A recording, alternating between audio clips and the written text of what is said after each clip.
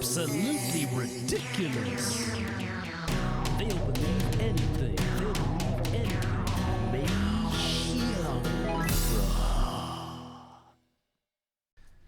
So in one of our previous videos, Abby and I kind of posed the question, and we were asking ourselves about the media. And specifically, we're thinking, was the media more trustworthy, or did they do a better job before? Do you remember that? Yeah. Yeah. Everyone. So I've done a little bit of digging and try to find some things. And yeah, I wanted to show you a quick video. I won't play the whole thing. I'll stop it at a certain point. But I'm curious to see your opinion about this, right? Okay. Okay, so let's have a look. Since shutting down Pfizer was unthinkable, Pfizer and the feds cut a deal.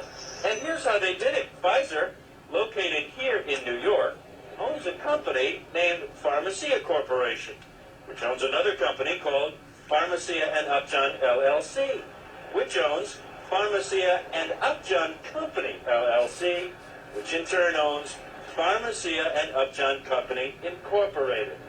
And what does Pharmacia and Upjohn Company Incorporated do? Nothing. It's a shell created to be a legal shield for Pfizer. In other words, if Pfizer was at risk of being convicted, the shell company would take the hit. Think of it as the great-great-grandson of the parent company. Birthday, March 27, 2007. Just in time to plead guilty in a kickback case against a company Pfizer had acquired a few years earlier. With that conviction, Pharmacia and Upjohn Company Incorporated, which had never sold so much as a single pill, was excluded from Medicare. 2 years later, when Pfizer was in trouble with Bextra, Pharmacia and Upjohn Company Incorporated, the shell company, stepped up again and pleaded guilty. It was like having an imaginary friend, an imaginary bad guy to take the rap. And Pfizer, too big to nail, is still doing business with the federal government. It is true that if a company is created to take a criminal plea, but it's just a shell, the impact of an exclusion is minimal or non-existent. Did the punishment fit the crime? Pfizer says yes. It paid nearly $1.2 billion in a criminal fine for Bextra, the largest fine ever. It paid $1 billion more to settle civil suits, although it denies wrongdoing on allegations it illegally promoted 12 other drugs. In all, Pfizer lost the equivalent of 3 months' profit. 3 months. But even Mike Louts, who spent more than a decade prosecuting some of the largest drug companies in the country, isn't sure that $2 billion is enough to make Big Pharma clean up its act. I worry that the incentives are so great, the money is so great, that has maybe made dealing with us, the Department of Justice, as just a cost of doing business. So, Drew, what does Pfizer have to say about all this? Anderson, nothing on camera. After a lot of back and forth, we got a phone conversation with the company's chief compliance officer. He told us, look, Pfizer takes full responsibility for illegally promoting Bextra, and to prevent it from happening again. All right, so I'm gonna pause it there because I don't want to watch the whole thing. But what do you think about that kind of reporting? Okay. The revenue of your, it's like a Pfizer create lots of shell companies. Yeah. So to take the Okay. blame when they do bad things. When yeah. something bad happen, they blame on their shell companies. Sure. But the details of that is not really what I want to talk about. Because we were saying, what kind of job did the news do? So I don't know what you guys think, but Abby, what do you think, right? Like, is that good reporting? Like showing how companies are doing bad stuff so that we can be aware? Do you like this? Dislike? Seems like seems like exposure some fishy things. So it's pretty good, right? Yeah. And that's what we'd like. like to see, right? Yeah, we think like he's doing his job, a decent job. Okay. And not this guy at the end, but close to the end, did you see who he was talking to? Anderson Cooper? Anderson Cooper, yes, on CNN, right? So you can see that CNN themselves were covering this type of stuff in the past, right? Yeah, so that's why they are trying to open it. Yeah. Yeah. So CNN was doing this. I don't really see them doing it anymore. Do you see anybody else currently doing this type of reporting? Or anything like this? Anything to try and expose people? Project Veritas. That's the one I was going to mention. Yeah. Oh, So there are a really? few people who are doing this, but we can agree that Project Veritas is not mainstream.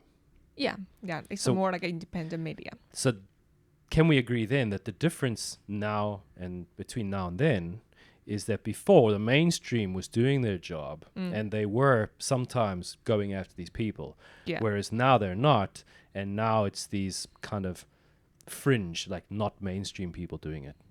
We can agree? Yeah, Okay, good. So why did it change?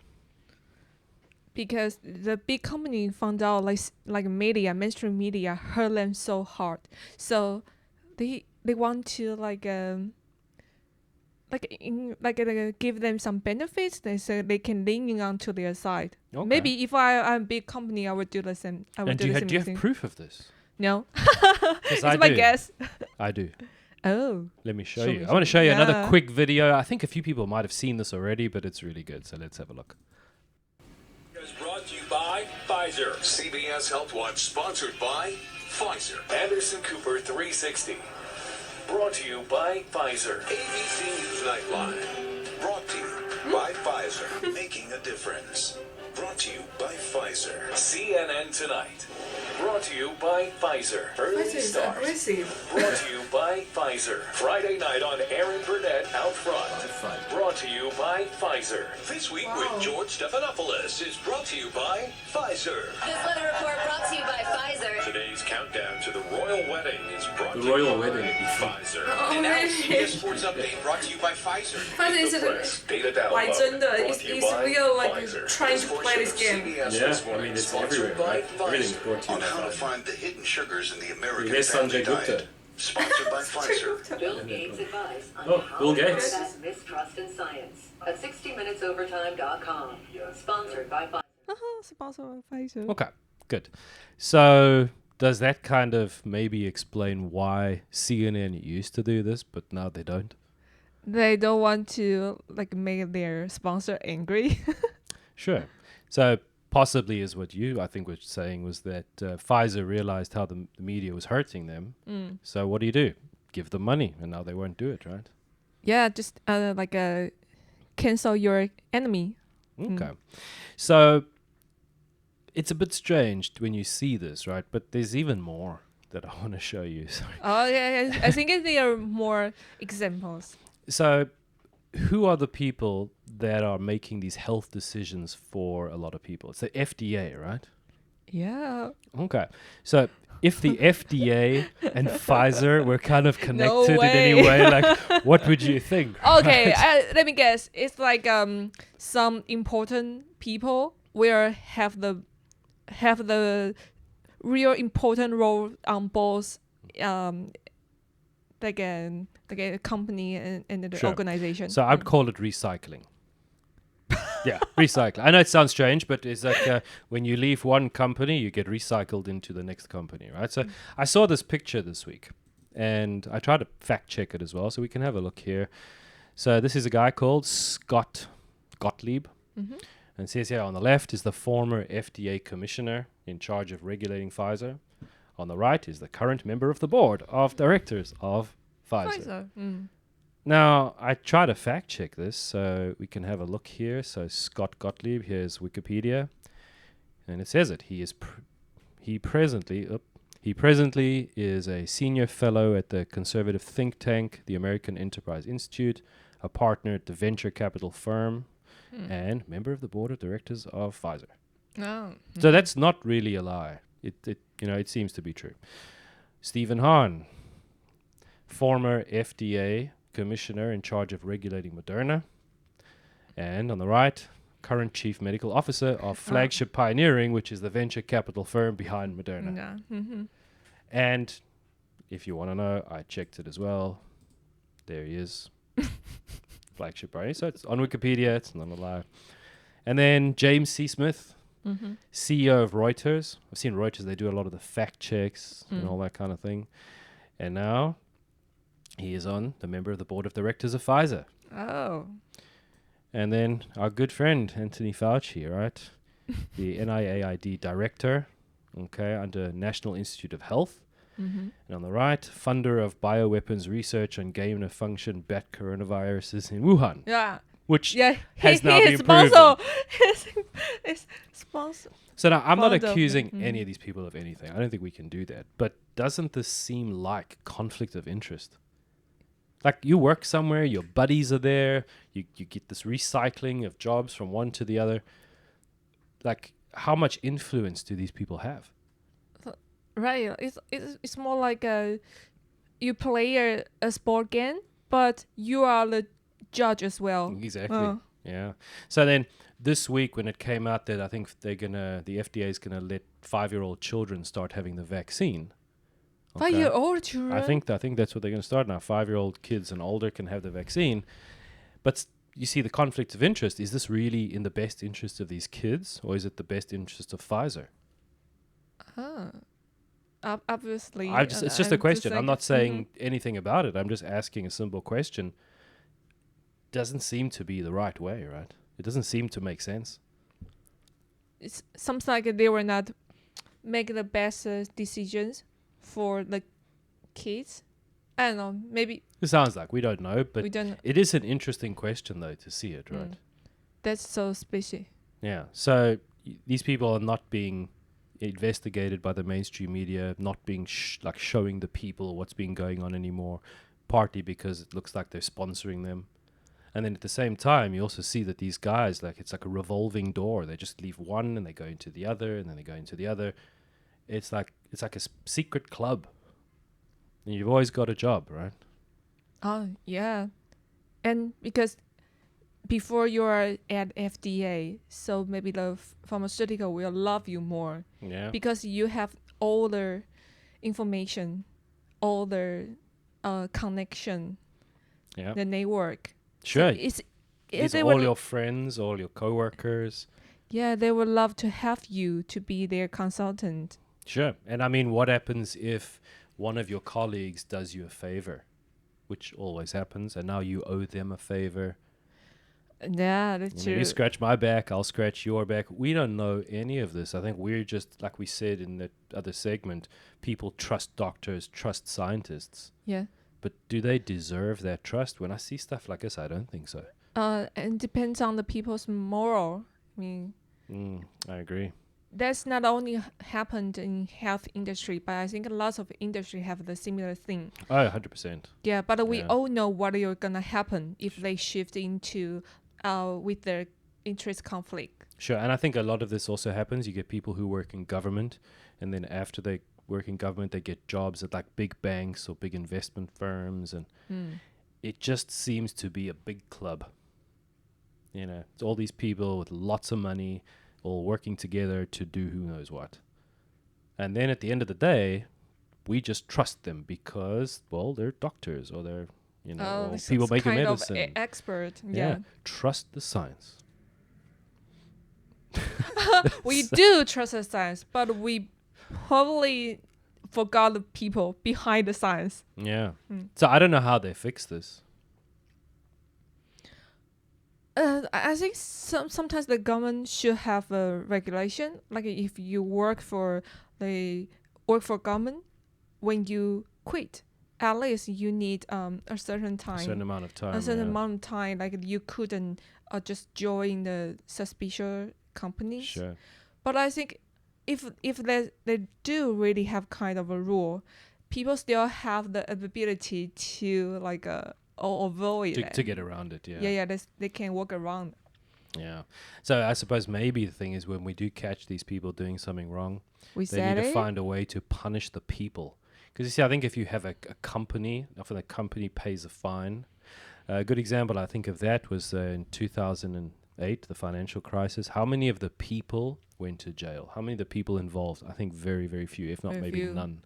Yeah. Because they can hide behind, you know, a company has like I suppose like a corporate identity or something. So they sue the company pays a fine, but the people don't get punished. That's And maybe true. if they started punishing these people, then the people wouldn't do it, and other people would see them being punished and would be say, "Oh, we shouldn't do anything wrong." But because it doesn't happen, if you think about it, let's say you're like a big bank, and you pay, your employee. So one of your employees does something bad, but you make $1 billion in profit. And the fine is $500 million. Well, then it's worth it, right? You tell the guy, keep doing what you're doing because we're just going to pay $500 million in a fine and then make $1 billion. So we'll still make $500 million in profit and everything carries on. So I suppose unless they find a way, and how would they find a way to punish these people, or possibly us, the public, if we start making a noise about this type of stuff and being informed, and we put pressure on them, they'll do something about it. That's true. But they tried this, Occupy Wall Street, and whatever happened? Nothing. It's kind of like these people are untouchable. There's like no way to get any kind of result. Yeah, and I think they are rich, so they are capable to hire the best lawyer to help them to avoid all the regulation. So the court or the law is hard to catch them. Sure. And then all the people that get hurt. So whether this is asbestos in the buildings or companies with the non-stick frying pans where they're poisoning people or poisoning the water, who gets screwed in the end? It's always the little guys. It's always your people who get screwed. But at the same time, we still keep trusting the science and trusting that these people are doing the right thing, even though we're the ones getting screwed and they're the ones getting rich. So it's really interesting, right? Really sickening, actually, would be a better word. Oh, but they are good at packaging themselves. So people, other people, small people, we couldn't understand how they operate under the scene, behind the scene. Sure. So and then the mainstream media is sponsored by Pfizer. So they where's help the incentive for them to really do investigative journalism and really shine the light on this so people can see it? I don't see how that will happen. Mainstream media are helping them to brainwash the citizens. Sure, maybe they should ban companies sponsoring the news. But that's another layers of the discussion, because if we want to make this kind of a law, we have to make sure the code is not part of them. So if they have a kind of Conflict of interest. conflict, or they have because they have money, they can buy someone to Or maybe it wouldn't be perfect, but if the news couldn't take kind of corporate money in some way, if they did some kind of thing, maybe it would be better, but not perfect. Yeah. But it really, when I saw that thing sponsored by Pfizer, It's brought to you very by crazy. Pfizer, I was shocked. I was like, what the hell is going on here? How can any company, any news company really try and investigate one of these pharma companies if they're being sponsored by them? It just doesn't make sense, right? Yes. So, so I wanted to show that to you. I thought it was pretty interesting, right? To have It's a a look. really interesting fact Yeah. that I didn't know before. Sure, and I hope everyone in Taiwan, who watches this will see it and wake up a little bit and say, okay, well, Yeah, they maybe can. things aren't the way we always think they are. We shouldn't just trust, right? Right, or you can see what's the same thing going on in our countries. Maybe you will find out something. I wonder, do you think this is happening in Taiwan? I don't know. I wonder too. Well, maybe we can find out some of the stuff and share it in the channel. That would be great. But a lot of research to do all of that. So, yeah. Right, so should we move on to our last topic? Yeah.